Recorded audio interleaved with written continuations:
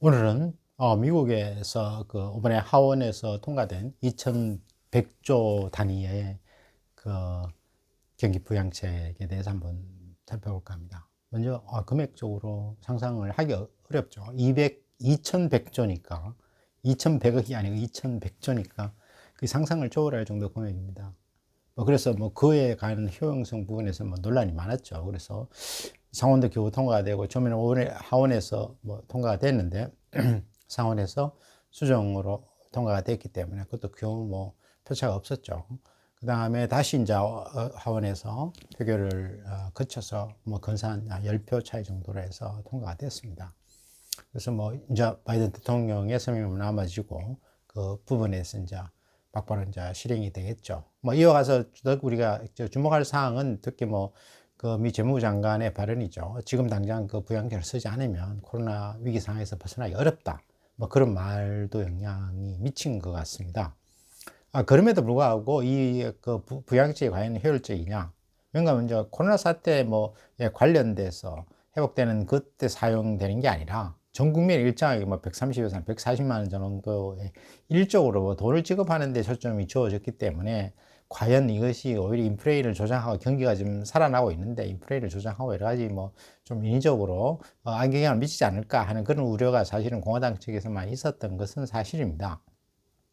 그럼에도 불구하고 마침내 이 법안이 지원 법안이 통과돼서 곧 이제 실행이 될 것으로 보여집니다만 과연 그러면 우리가 이거에 대해서 어떻게 평가를 할 것인가? 사실 그에 대해서 가장 정확하게 그 반영을 할 수 있는 시장이 바로 주식시장이라 할 수 있는데 사실은 그동안에 그런 통과될 가능성은 있다고 본 상태에서 주가는 굉장히 계속 떨어졌죠. 이래서 어제 정도 사실 한국 시간 어제 정도 현지 시간으로 하루 전이죠. 하루 전 주가 시장에서는 나스닥이 거의 한 4% 가까이 오르는 그런 어떤 움직임을 보여서 특히 그 테슬라 같은 경우는 거의 한 20% 가까이 올랐죠.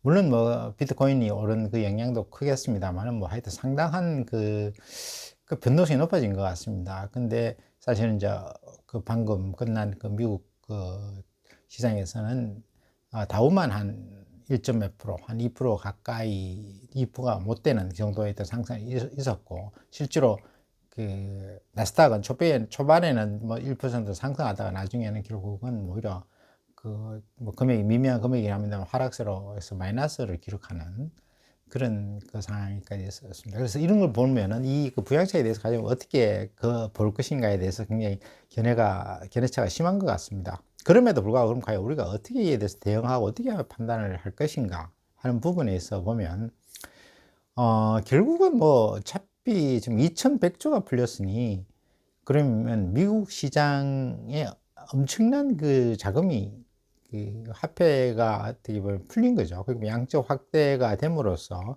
결국 화폐의 가치가 떨어지는데 또 다른 이슈가 또 있죠. 그러면 미국 화폐가, 미국 달러가 계속 올라갈 것인가 떨어질 것인가, 많아지니까 오히려 떨어질 것이 아니냐. 그런데도 실제 시장 상황이 지금은 오히려 올라가고 있는 상황이죠. 또 미국 금리가 또 올라가다 보니까 세계 자금이 미국으로 오다 보니까 미국이 또 오히려 더 지금 현재는 경기 부분에서도 또 유리한 이점을 차지하고 이번에 돈을 많이 풀수 구매력을 또 높여주게 되면 결국은 미국 시장은 더 나아지지 않을까 그런 생각을 가지게 됩니다. 결국은 성장주든 가치주든 간에 미국 시장을 앞으로 좀 더 발전 가능성이 높아지고 모든 자금이 그쪽에 유입됨으로써 더 유동성이 높아져서 미국의 주식에 투자하는 것이 더 의미가 있지 않을까. 그래서 일반적으로 사람들 생각하는 주식 비중이 한 70%는 미국 주식을 투자를 해야 된다. 나머지는 신흥국이다.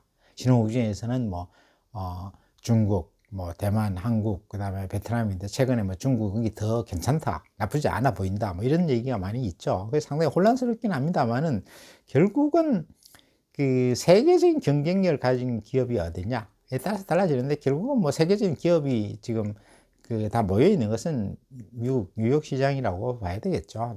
다우나 나스닥, 가치주, 성장주 개념을 해서 그쪽에 있으니까 그 세계적인 경쟁력은 똑같이 어느 정도 유지할 수밖에 없지 않느냐. 왜냐하면 어차피 기업이라는 게 이익을 추구하다 보니까 최고의 기업이든 아니면 그렇지 못한 기업은 다 열심히 이익을 추구하는 과정은 당연하고요.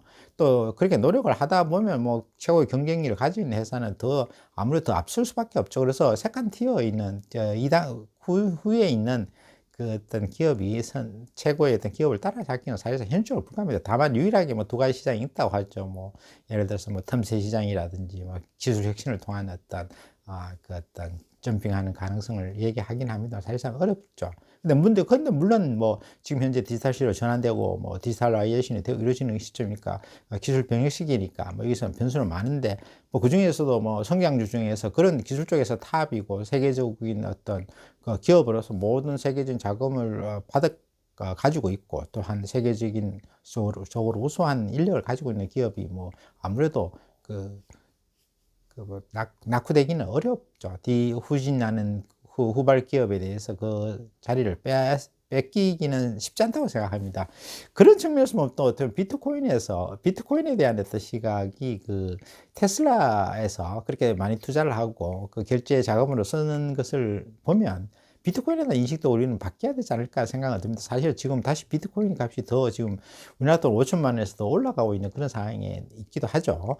그러다 보니까 뭐 테슬라는 뭐 오히려 그 비트코인 값이 올라지면 더 뭐 자산 가치는 더 높아지는 그런 이점도 가지게 됩니다. 근데 상당히 혼란스러운 상황인 것 같습니다. 근데 제가 생각하기에는 무엇보다도 결국은 그 화폐가 많이 발행됨으로써 어차피 인플레이션 어느 정도 지금 현재 우려할 수준은 아니라고 보고 있습니다만 어차피 인플레이션적인 요소는 충분히 뭐 지금 고려 안 할 수가 없고 뭐 그에 앞서서 일단 달러나 뭐 화폐 가치가 떨어진다고 보면 그 실물 자산이 어떤 좀 더 그 어떤 뭐 좀 올라가는 것은 당연하다고 부를 수가 있을 것 같습니다. 그래서 아파트 같은 경우나 부동산에 있어서 어느 정도 상승은 불가피한 것으로 보여지기 때문에 그 중에서 가장 핵심적인 것, 가장 최고의 부동산에 대한 어떤 투자는 어느 정도 뭐 불가피하지 않을까. 그래서 그 현금을 가지고 있을 수도 없는 거고 주식 투자 부분에 있어서는 좀 변동성이 있다 보니까 뭐 적절한 포트폴리오 구성을 해야 되는데 현재 부동산에 대해서는 부정적인 시각이 있긴 합니다. 정부의 규제도 워낙 강력하고 그렇지만